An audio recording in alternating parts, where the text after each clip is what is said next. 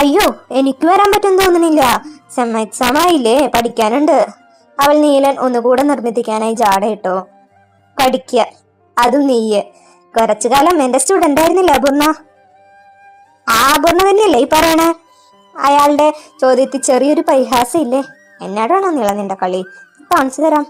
അതൊക്കെ പണ്ട്. ഇപ്പൊ ക്ലാസ്സിൽ പഠിക്കുന്ന കുട്ടി ഞാനാ. കോളേജിന് എന്റെ പേര് ഒരു റാങ്ക് തന്നെ പ്രതീക്ഷിക്കുന്നുണ്ട്. കിട്ടിയ അവസരത്തിൽ അപ്പു തട്ടി വിട്ടു. റാങ്ക്?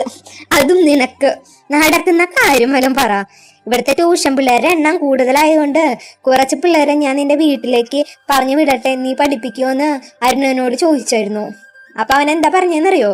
6-3 എത്രയാന്ന് അറിയാത്തവളുടെ അടുത്തേക്ക് പിള്ളേരെ പറഞ്ഞു വിട്ട് അവളുടെ ഭാവി കൂടെ നശിപ്പിക്കല്ലേന്ന്. അതവൻ അസൂയോണ്ട് പറഞ്ഞതാ. ഞാൻ നന്നായി പഠിക്കും പണ്ട് മുതലേ, നിനക്കറിയാഞ്ഞിട്ടാ.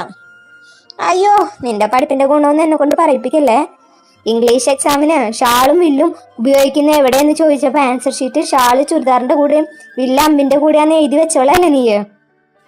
കുറച്ചു ദിവസം നീ നല്ല രീതിയിൽ പെരുമാറിയപ്പോ ഞാൻ കരുതി നീ അങ്ങ് നന്നായിന്ന്. താൻ ഒരിക്കലും നന്നാവില്ലടോ മംഗലശ്ശേരി നീലകണ്ഠ.